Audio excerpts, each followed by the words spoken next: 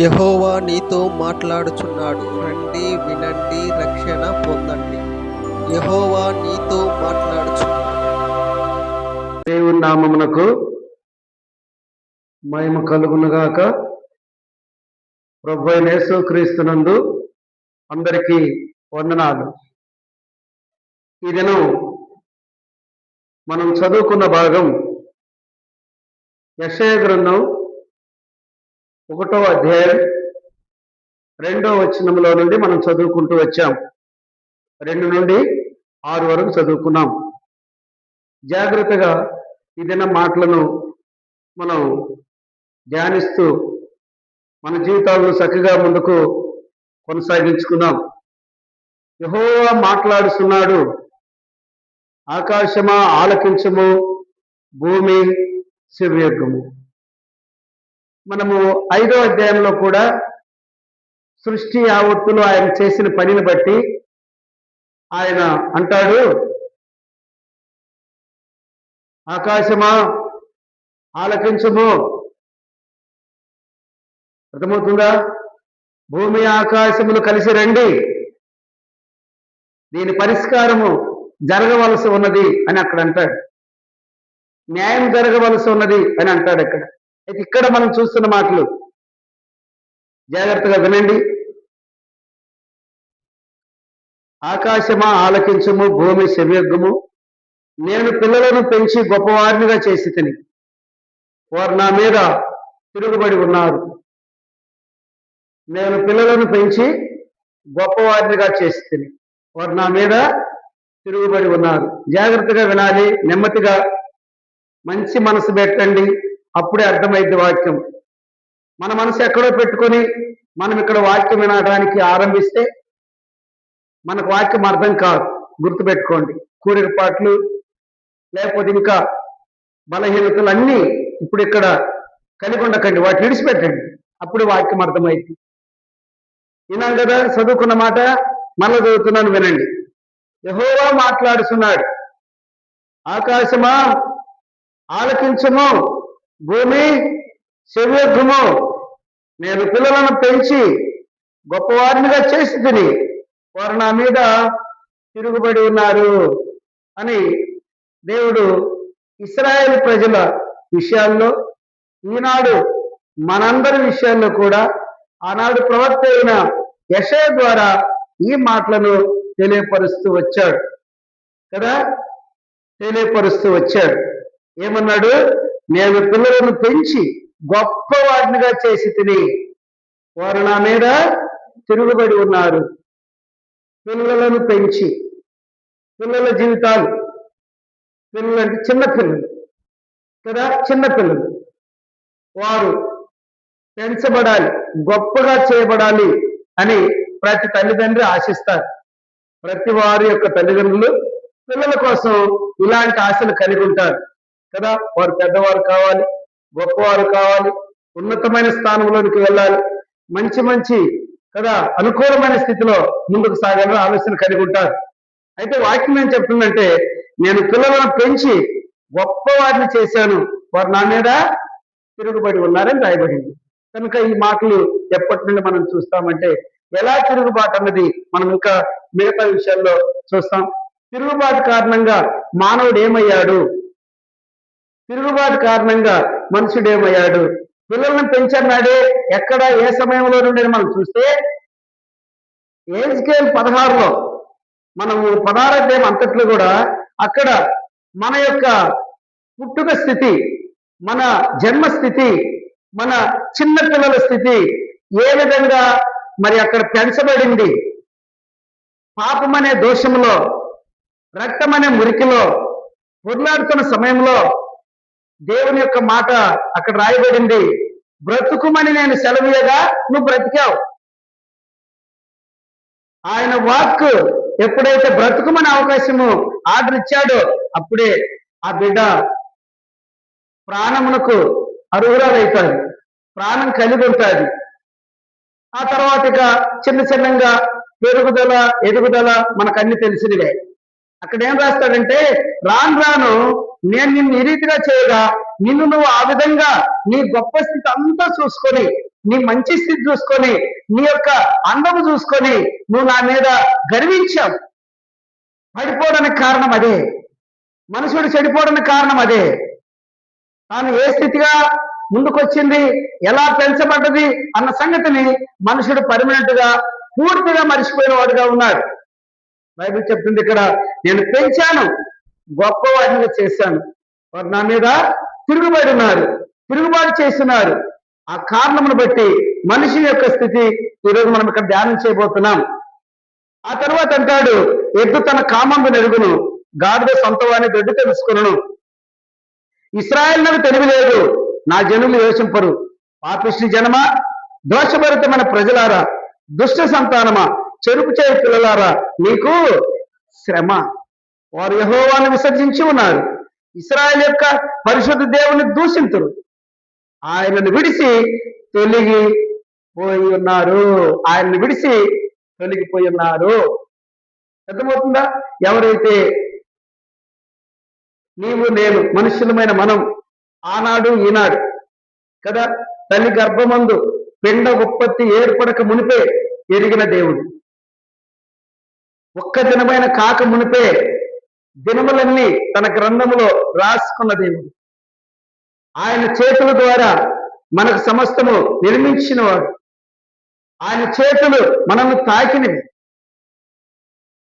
పిండమునై ఉండగా ఆయన కళ్ళు చూసినవి, ఆయన కళ్ళు చూశాయి, ఆయన చేతులు తాకాయి, ఆయన వాక్కునిచ్చాడు, మన బ్రతుకునందు ఒక నూతన మలుపును కలిగించాడు. ఏమి లేని దాన్ని ఉన్నతమైనదిగా ఉన్నదిగా చేశాడు. అందుకని మనుషుడు రాస్తాడు ఇక్కడ, తన్ను తాను చూసుకొని, తనకు కలిగిన సమస్తమును చూసుకొని, తనకు కలిగిన అందాన్ని చూసుకొని గర్వించి తొలగిపోయిన భాగము ఇక్కడ మనకు కనపడతా ఉంది. తర్వాత మనం ఇంకో మాటను చూస్తే 5వ వచనంలో, నిత్యము తిరుగుబాటు చేయిసు మీరేలా ఇంకా కొట్టబడుదురు, ప్రతివాడు నడినెత్తిని వ్యాధి కలిగి ఉన్నాడు, ప్రతివాని గుండె బలహీనమాయను. చూసారా?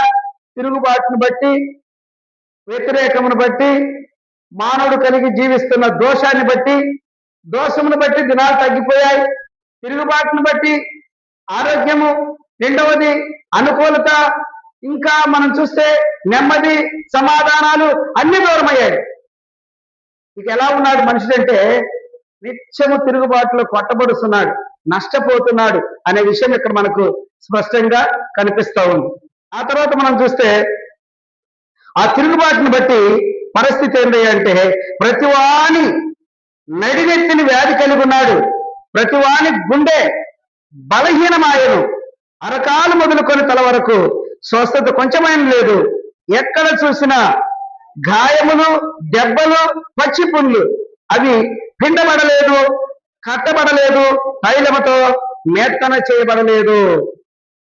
నిత్యము తిరుగుబాటు కారణం చేత, నిత్యము మనుషుడు తాను కలిగి ఉన్నటువంటి తిరుగుబాటును బట్టి పరిస్థితి ఇక్కడ ఈ విధంగా మనకు కనిపిస్తా ఉంది. ఏం కనపడుతుందంటే, ప్రతి వాని నడినెత్తి వ్యాధి కలిగి ఉన్నాడు ప్రతి మనుషుడు. తర్వాత ప్రతి వాని గుండె బలహీనమయ్యను. అందుకే పాట రాశాడు, గుండె చెదరిన వారిని బాగు చేయువాడు ఆయనే. అర్థమైందా? వారి గాయములన్నీ కట్టువాడు ఆయనే. ఈరోజు మనము ఏ గాయము కలిగి ఉన్నామో దాన్ని కట్టగల సమర్థుడు ఈయనే. ఒక్కసారి ఆలోచన చేయండి. వారి గాయములన్నీ కట్టినవాడు, వారి గుండెను బాగు చేయగలవాడు ఆయన్ని.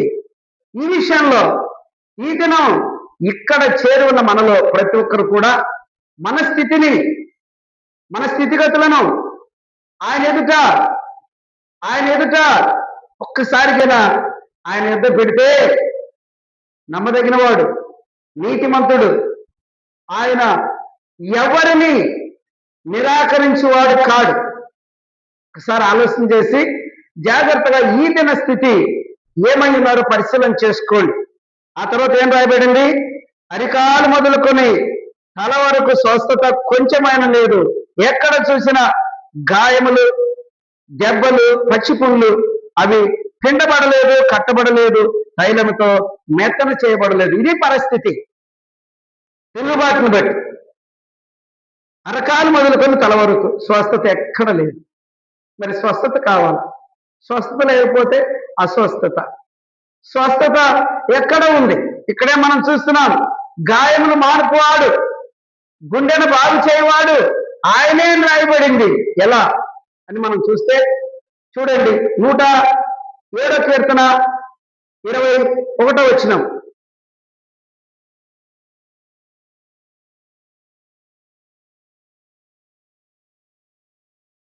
నూట 7వ కీర్తన, ఆయన కృపను బట్టి నరులకు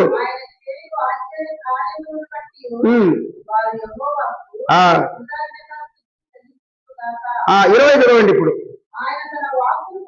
ఆయన తన వాక్కును పంపి ప్రభునందు ప్రేమిన వాళ్ళరా, ఈ రోజు నీలో ఉన్న నీ స్థితిని ఒక్కసారి నువ్వు స్మరణకు తెచ్చుకొని జ్ఞాపకం చేసుకొని నువ్వు కలిగి ఉన్న స్థితిని బట్టి దేవుని వైపు తిరిగితే ఆయన తన వాక్కును పంపడానికి రెడీగా ఉన్నాడు. ఆనాడు వారి పట్ల ఎవరైతే ఆయన ఎదురుగా వచ్చి అయ్యా మమ్మల్ని బాగు చేయమని కోరుకున్నారో వారందరి పట్ల ఆయన తన వాక్కును పంపి వారిని బాగు చేసిన భాగ్యం మనకి ఇక్కడ కనపడతా ఉంది. కాబట్టి ఈ రోజు నీవు నేనెందుకు పచ్చి పుండ్లతో గాయములతో ఉండాలి? నీవు నేనెందుకు వడకబడకుండా కట్టబడకుండా ఎందుకు ఉండాలి? ఉడికేవాడు, కట్టేవాడు, బాగు చేసేవాడు, మానిపేవాడు ఉండగా ఎందుకు మనం ఇంకా ఆలస్యం ఎందుకు? నిర్లక్ష్యం ఎందుకు? తిరుగుబాటు ఎందుకు? దేనికి? మన తిరుగుబాటును బట్టి, మన అలక్ష్యాన్ని బట్టి, మన నిర్లక్ష్యాన్ని బట్టి ఈరోజు మనం ఎట్టున్నామో వాక్యం చెప్తా ఉంది. ఇది అనుకూల సమయం అని గుర్తించి, నేడు రక్షణ దినమని గుర్తించి ఈ మాట ప్రకారం నీ జీవితంలో నువ్వు ముందుకొస్తే నెమ్మది సమాధానంతో ఈ భూమి నిడిచిన తర్వాత నిత్య రాజ్యములో దేవునితో యుగములు సర్వయుగములు దేవుడు నీకు ఇచ్చేటువంటి నిత్య జీవంలో నువ్వు ఉంటావని పేరు మనవి చేస్తున్నాను. జాగ్రత్తగా ఈ దిన మాటలను గుర్తించండి, ఎరగండి. ప్రతి వారు వారి జీవితాల్లో సంపూర్ణంగా ముందు కొనసాగించుకోనండి. ఇప్పుడు మనం చూస్తున్నాం, ఇక్కడ రాయబడింది మీరు ఎలా కొట్టబడతారు. మరి అరికాలు మొదలుకొని తల వరకు స్వస్థత లేదు. ఎలా? చూడండి, సామెతల గ్రంథం 4:22 చదవండి. 21 చదివితే ఇంకా బాగా అర్థమైంది. సామెతల గ్రంథం 4:20 చదవండి. 21 నుండి. నీ కన్నుల ఎదుట నుండి వేటిని? దేవుని మాటలను రోమా 3:18 ప్రకారంగా దేవుని భయమును. అర్థమైందా? ఎల్లప్పుడు నీ దగ్గర పెట్టుకోవాలి, నీ కళ్ళ ఎదురుగా పెట్టుకోవాలి. నువ్వు చక్కపడాలంటే నీ కళ్ళ ఎదురుగా పెట్టుకోవాలి. దేవుని మాటలంటే నీ పక్కకు నెట్టకూడదు. మనకు తెలుసు కదా, నెట్టిన వారి పరిస్థితి ఏందో, నిర్లక్ష్యపరిచిన వారి పరిస్థితి ఏందో. మత్తయి సువార్త 22:5 మరి నిర్లక్ష్యపరిచిన వారిని చూశాం. కీర్తన గ్రంథం 50:17 ఉన్న పరిస్థితి మనం చూశాం. ఇక్కడ అంటున్నాడు, నీ కన్నుల ఎదుటి నుంచి దేవుని మాటలను పక్కకు పోనీయకూడదు, తొలగనియకూడదు. ఆ తర్వాత నీ హృదయమందు వింటా ఉండేవారు ఏం చేస్తారంటే ఈ వల్ల విని ఈ వల్ల వదిలేస్తుంటారు కదా. అందుకే వాక్యం చెబుతుంది, ఈ వల్ల విని ఈ వల్ల వదిలేయకుండా విన్న వాక్యాన్ని దగ్గర పెట్టుకొని నువ్వు ఎలా బ్రతకాలనో నేర్చుకో. వాక్యం నేర్పిస్తా ఉంటది.